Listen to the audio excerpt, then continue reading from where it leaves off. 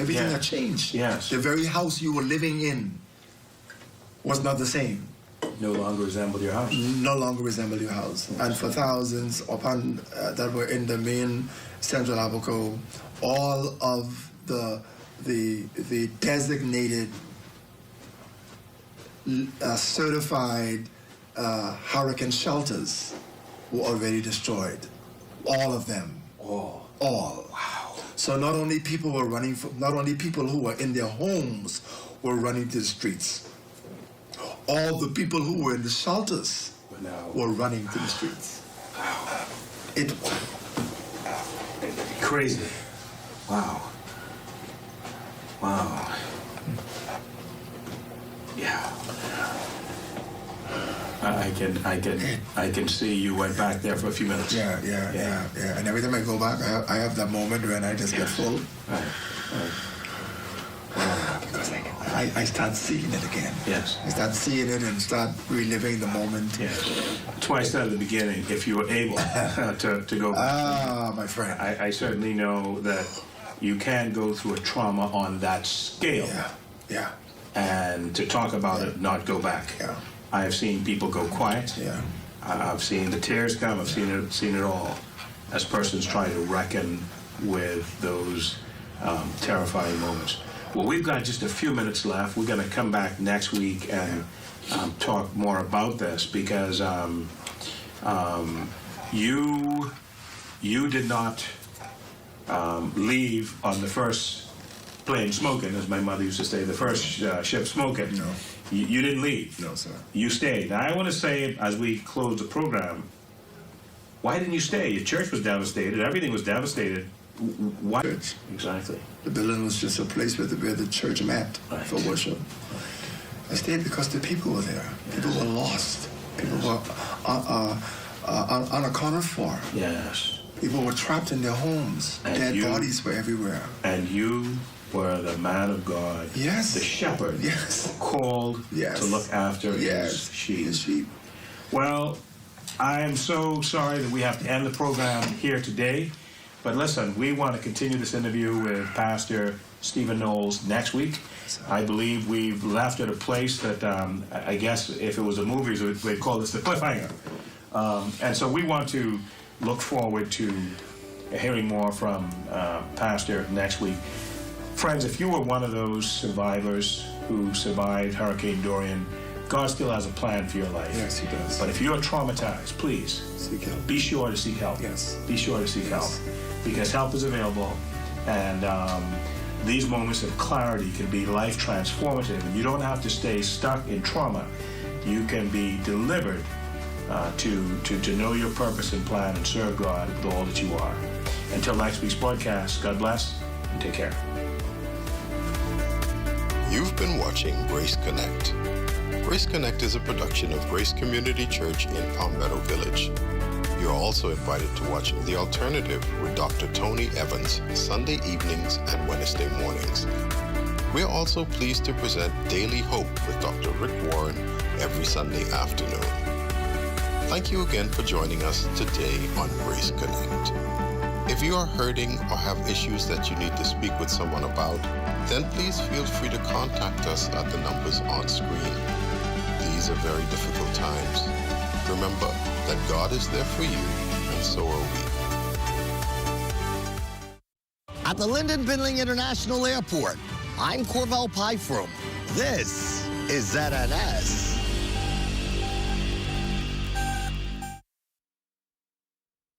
Coming up in the Bahamas tonight, the weekend edition, preparations intensifying in the heart of downtown Nassau ahead of the opening of Parliament.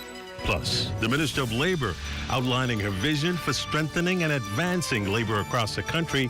In sports, top golfers tee off at the Ocean Club Golf Course on Paradise Island. The Bahamas tonight, the weekend edition starts now.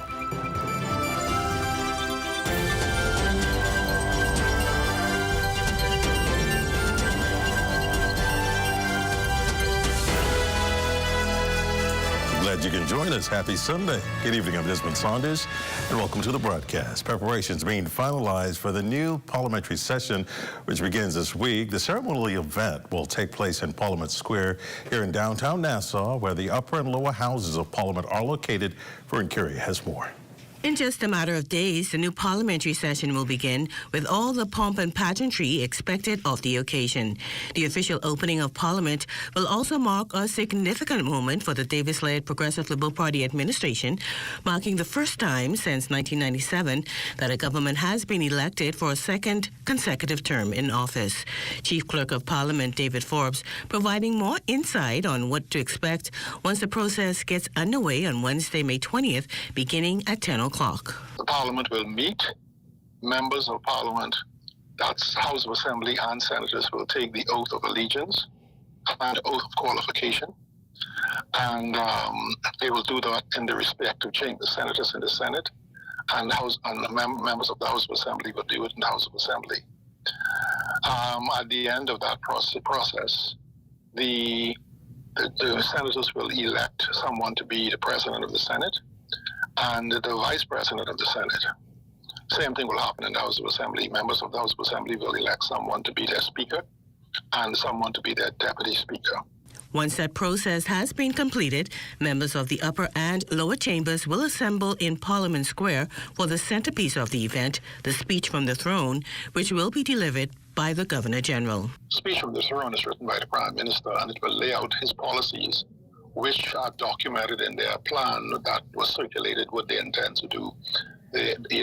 These things would be put in the speech from the throne to solidify, because this is the roadmap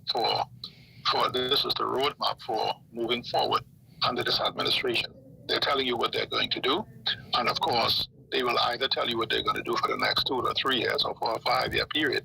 With time winding down before the big day, preparations are being finalized in Parliament Square. The tents would be erected, and we'll have seating for close to 2,000 people. We're making sure that all of the media houses who would want to broadcast or televise will have access to what's going on in both chambers and what's going on in the square. So the parliamentary channel, of course, will cover all of the proceedings inside both chambers, and they will give a feed to the rest of the press, the other media houses. And of course, BAIC or ZNS will then give us a feed of what's taking place on the outside. Security will also be strictly enforced during the opening of Parliament.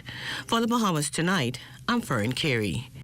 Surrounding ceremonies for key Parliament representatives will continue tomorrow at Government House. The ceremonies have spanned several days, with senior and junior cabinet ministers taking the oath of allegiance, oath of office, and receiving their instruments of appointments. Yesterday, the Davis administration completed its cabinet appointments with the swearing in at Government House of 8 substantive ministers and 7 ministers of state. It brought the total number of cabinet ministers to 28 for this second term. Davis administration. Meantime, members of the upper chamber also sworn in include Minister of Economic Affairs Jerome Fitzgerald, Minister of Social Services Barbara Cartwright, and Attorney General and Minister of Legal Affairs Wayne Monroe. Leader of the official opposition Michael Pintard will also be sworn in tomorrow. The ceremony will be carried live over the ZNS network. Well, following her appointment as Minister of Labor, Public Service and National Insurance, Honorable Pia Glover Roll says she's eager to get back to work, certain that her expertise in the areas of the portfolio will enhance her plans for the ministry's first 100 days. I already know the portfolio, so I'm of course familiar, and the work continues with our labor legislation in terms of getting that across the line. That's going to be exciting. We're also looking at some accommodations matters, moving our ministries into more modern accommodations. National insurance, I am going to go in there, do the necessary analysis, look at our blueprint for change, our blueprint for progress, and start to get to work. Of course, meet with our Prime Minister and understand what the goals are and start to steadily work towards those goals. With the unemployment rate remaining at 9%, Global Role says she's also focused on tackling the issue of youth unemployment and ensuring young Bahamians are provided with the adequate platform to enhance their skills. We've launched Opportunity Hub, which provides Upskill Bahamas, which provides DigiLearn, because we have seen that young people are not employed in traditional jobs because they want to be entrepreneurs. They want to do the work for themselves. So we've provided and facilitated that through Opportunity Hub and allowing them to expand their skills at the government's expense. And of course, I think it will be at the government's value once our young people across our nation gain new skills. Well, she's been elected as a member of Parliament for Seabreeze for the second consecutive term, and for the first time, the Honorable Leslie Miller Bryce has been appointed to cabinet, now taking on the post as Minister of Culture, Arts and Heritage. The newly minted minister says she's humbled Prime Minister the Honorable Philip Davis selected her to take on the ministry, and she feels she's well suited for the role. With my experience with leading the independence celebrations and having engaged the creatives and members of the orange economy, this ministry falls in line with what I've been doing in the past. I am a junkanoo. I grew up in the junkanoo shacks. I am a cultural enthusiast, and so I'm excited to be able to lead this ministry. It's new, and so I haven't read much of the portfolio as yet, but I'm ready to take on the task in whatever direction I'm led to lead. The new Minister of Social Services, Barbara Cartwright, says her focus will be on reducing poverty in the country now that she's taking on the role. Cartwright says she became aware of the extent of the problem some years ago while working in the community. We are trying to reduce poverty in the country, and I believe I can, with everyone's help, do a good job with reducing that poverty level. I've been involved in assisting persons for a very long time, from the B.J. Nottage era in Bain and Grantstown, and that's when I recognized the need, and I've continued on through being the Secretary General of the Progressive Liberal Party, and COVID was a big challenge for the country. And again, we took a great initiative by making sure people were fed, because we didn't think that the food was distributed in the right way at that time. So we did our own food distribution throughout the islands. And so I know that the need was great then, and while it's reduced, I think we could still do a better job of reducing poverty in the country. The newly appointed Minister of Innovation and National Development, the Honorable Sebastian Bastian, says his focus and that of the newly created ministry will be on the practical execution of the National Development Plan. He says a key priority will be preparing the Bahamas for a future-driven economy built on innovation, efficiency, and modernization. Minister Bastian adding that a central part of the ministry's mandate will be to ensure government operations become faster, smarter, and more efficient in delivering services to the public. We're going to continue to work with the members on that committee to fine-tune the plan, but we're going to get to work and start to execute the National Development Plan, as well as any national projects that the Prime Minister deems a priority at this time. A message of congratulations has been extended to Prime Minister the Honorable Philip Davis following his re-election to office. His Royal Highness, the Crown Prince, and the Prime Minister of Saudi Arabia sent a formal cable conveying his best wishes to the nation's chief. In the message, the Crown Prince extended sincere congratulations to Mr. Davis on his electoral victory and wished him continued success in office. He also expressed hopes for ongoing progress and prosperity for the people of the Bahamas, underscoring the friendly relations between both nations. Well, coming up, a fire breaks out at an abandoned building across from Golden Isles Road today. Details straight ahead. Don't miss it.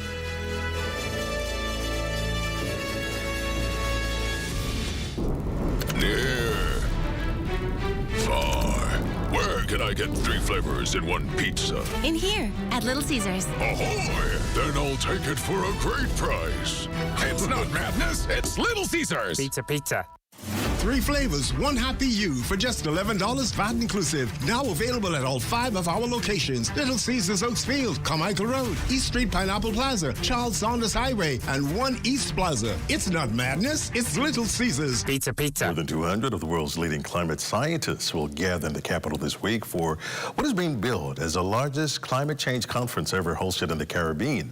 The high-level meeting gets underway tomorrow morning at the British Colonial Hotel downtown Nassau, bringing together international experts focused on the growing impact of climate change, including rising sea levels, stronger hurricanes, coastal erosion, and the increasing threat to small island states like the Bahamas. Prime Minister the Honorable Philip Davis is expected to deliver the keynote address, setting the tone for discussions throughout the week. Officials say the conference highlights the Bahamas' expanding role in global climate policy and its continued push for stronger international support for climate vulnerable nations. The gathering will continue over the coming days with scientists and policymakers working to develop strategies aimed at addressing the urgent realities of a warming world. An abandoned building erupting into flames early today across from Golden Isles Road.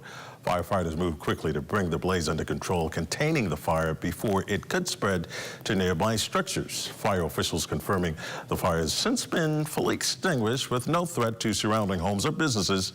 No injuries reported.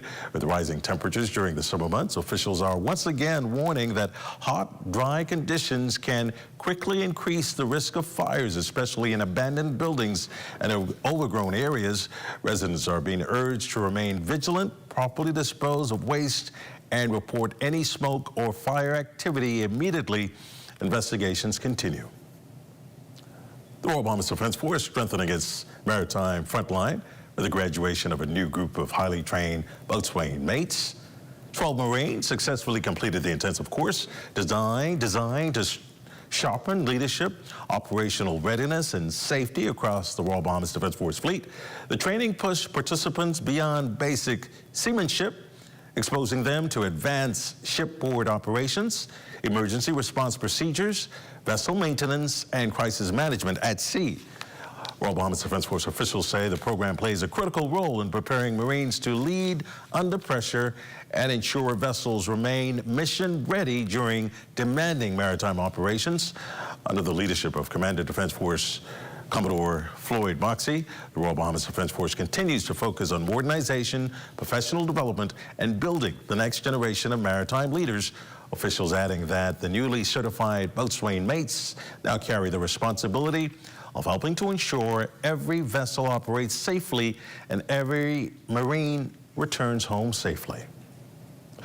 An historic moment for Bahamian music and youth talent, now gaining major corporate backing.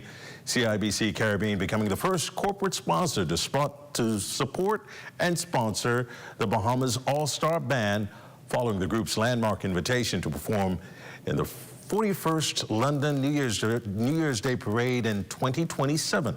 The selection places the Bahamas All-Star Band in the international spotlight, becoming the first band from the Bahamas and the wider Caribbean region ever invited to the world-renowned event.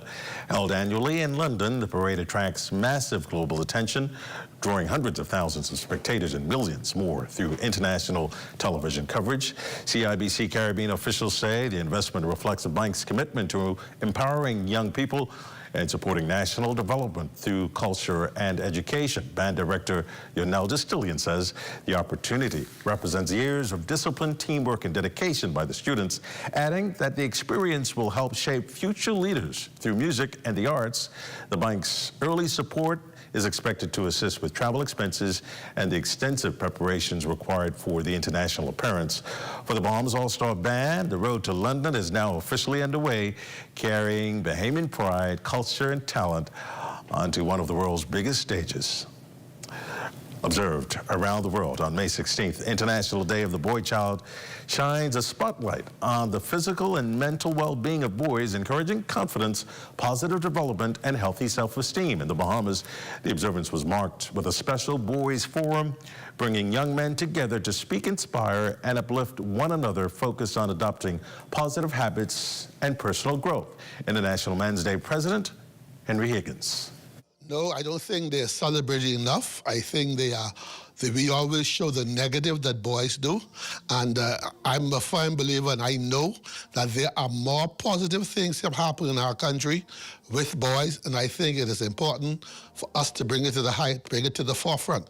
And so that is our mandate. I believe that the press can help us, social media can help us, and all the other things, all the other areas can help us to make sure that the good things that our boys are doing are highlighted.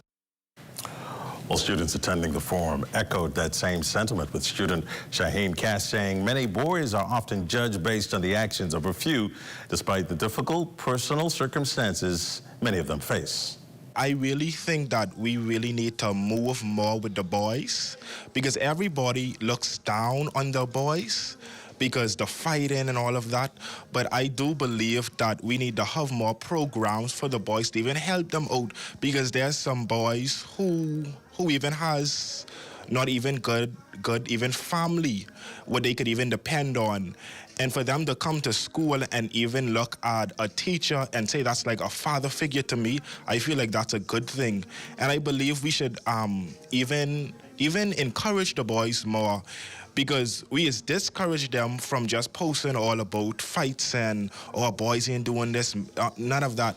But I feel like we need to support them more, even through a daily basis. My message to all of our men is to let's be good examples for our boys. Let's be the role models. Don't let the basketball players, the NBA players and the football players and the drug dealers on the streets be the role model. I'm saying to father, you be the role model in your son, for your son. When your son is asked, who is my role model, they should easily say, my father. Well, some sage advice. Sports is up next. Level by joining the Tourism Development Corporation's Tourism Business and Products Registry. This registry will act as a hub for all Bahamian tourism-related ventures across the blue, green, and orange economies, ensuring that our entrepreneurs get the support, access, and connections they need to help develop a stronger business and ultimately a stronger industry. Join now at tdcbahamas.com.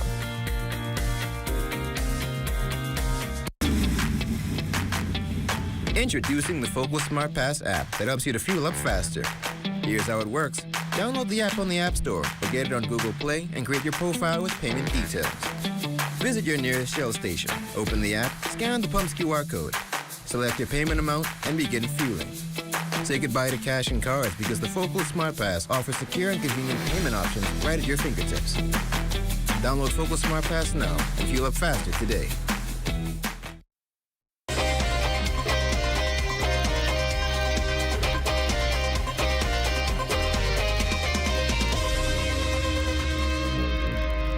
I'm Wayne Wilson, and welcome to Sports Sunday. Top in sports, Member of Parliament-elect Mario Bowleg once again returns as Minister of Youth and Sports, as cabinet appointments were announced following the recent general elections. Swaying to other sports news, we had the opportunity of covering the Duke of Edinburgh Cup semifinals at Ocean Club Golf Course, where we got the chance to interview event organizer John Fowler on the purpose of this event. Well, Atlantis has been organizing this tournament for the last 25 years, and the goal of this tournament is to liaise with different corporate sponsors in the Bahamas to gain as much sponsorship as we can to benefit the GGYA and our new beneficiary, the Bahamas All-Stars. Platinum sponsor for today's event is Scotiabank. Taking time from his busy schedule to compete in the event was Managing Director of Scotiabank, Roger Archer, who stressed the importance of his company sponsoring events just like these. So as you know, Atlantis and Scotiabank, we have a relationship that goes way, way back. And this gave us the opportunity to work with Atlantis to give back to the community. We are very big on investing in the youth. We want to make sure that the future of the Bahamas is secure. That's one of the reasons, as an example, you see that we sponsor Junior John Canoe. We've been doing that for the last, I think, 2-3 years. We've increased our sponsorship prize last year, and we're excited about giving back. This is what we do. We love to give back. Circling back to yesterday's seminar, we got to listen in and get some words from guest speaker and former University of Kansas track and field head coach Ron Boyce. First of all, I I know there's a place for everybody. Not everyone belongs at that bigger school. The bigger schools, of course, can have better experiences. They've got more money. They've got more facility. They've got more resources. So why not shoot for a star? But it's okay if you miss and land on the moon.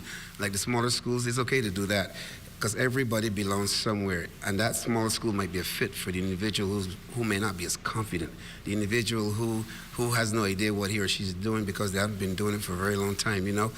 So there's no shame in going to a school of lesser, quote-unquote, pedigree or name. Really, that's all it is, because at the end of the day, the four-year degree is a four-year degree. At the end of the day, you run 10 seconds flat, it's still 10 seconds flat. So you can succeed at any level, but the bigger schools will have more pull.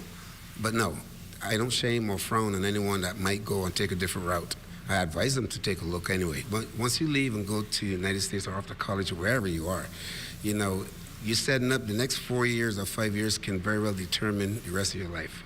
So it's very important, physically, mentally, spiritually.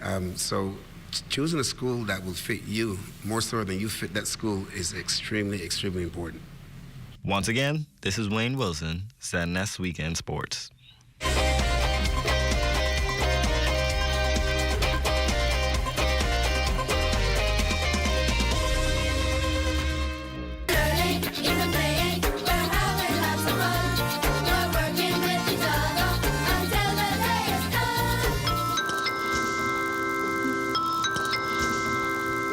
Once students of the C.W. Sawyer Primary School hear that sound, they know it's story time.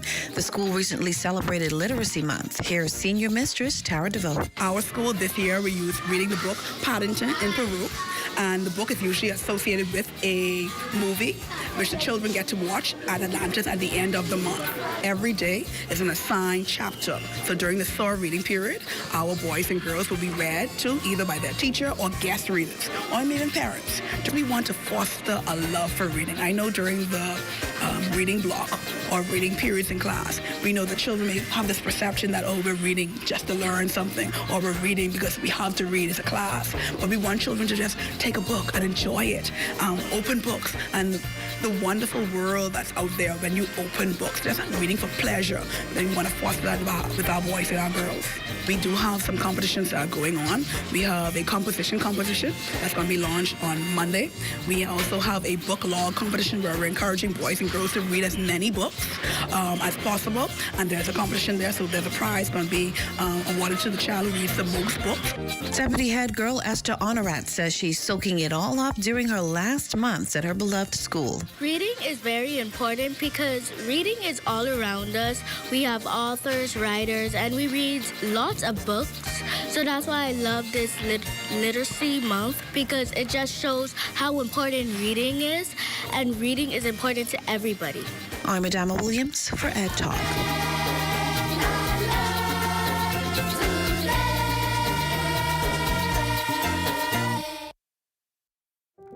What does disability look like? In a busy airport terminal, at the check-in counter, at security checkpoints, or even in baggage claim? Passengers with hidden disabilities often go unnoticed. Globally, 1 in 7 persons have some form of a disability. 80% of those disabilities are non-visible. In an airport environment, workers are often unaware of hidden physical, mental, or neurological disabilities that some passengers live with. This can lead to frustration and a less than ideal travel experience. So, how do we make the invisible more visible? At LPIA, we've implemented the Sunflower Lanyard program. The lanyards are visual cues for airport workers to immediately identify passengers who might need additional assistance. NAD is teaming up with the National Commission for Persons with Disabilities and key stakeholders at LPIA to launch the internationally recognized initiative. We're joining more than 180 airports and 26 countries already in the program. NAD is the first organization in the Bahamas to recognize the Sunflower Initiative. It's a way to show our continued commitment to making LPIA A safe, welcoming, and inclusive airport for all. Passengers needing to secure a free sunflower lanyard can email sunflower@nas.bs or call 1242-397-8600. For more information, visit www.nassauLPIA.com.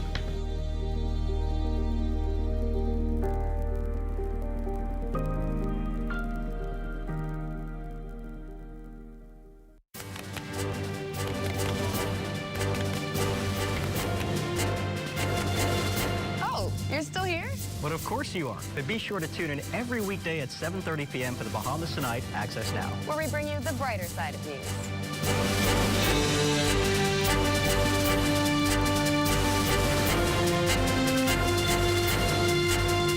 Join us for the Bahamas Tonight Access Now, weeknights at 7:30 p.m.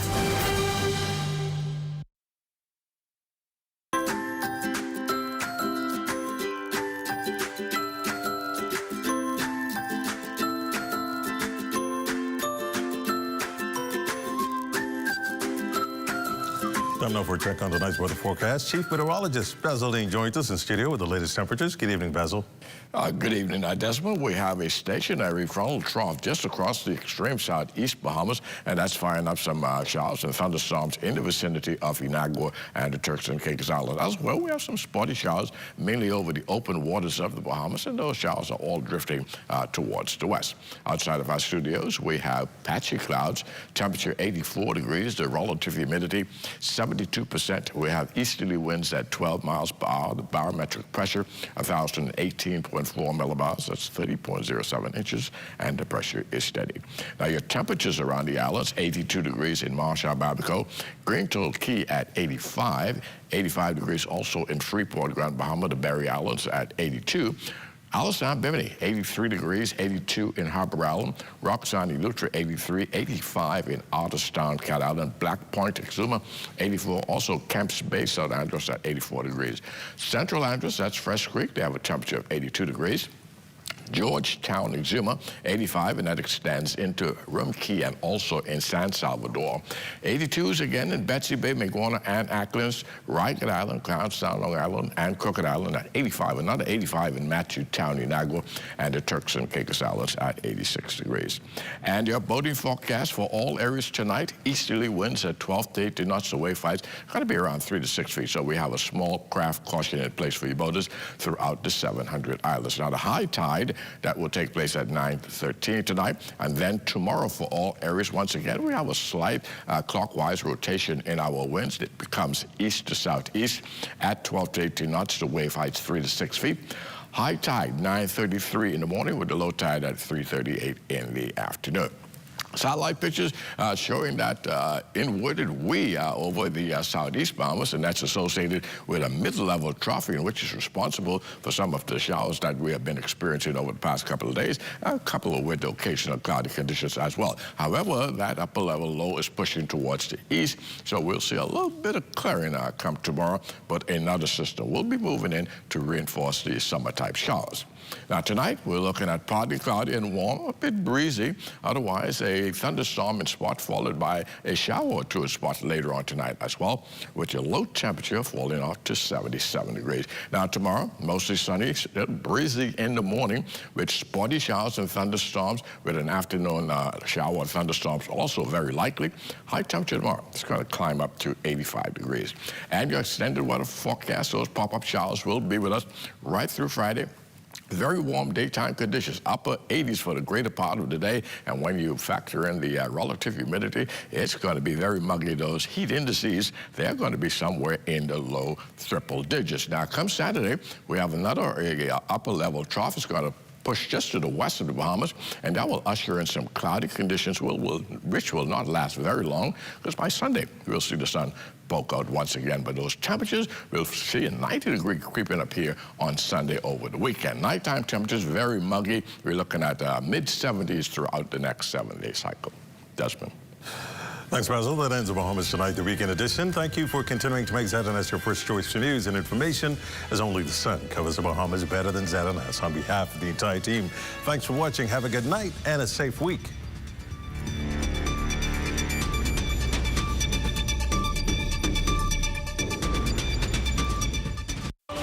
At Bahama Boulevard, I'm Sean Innes. This is ZNS.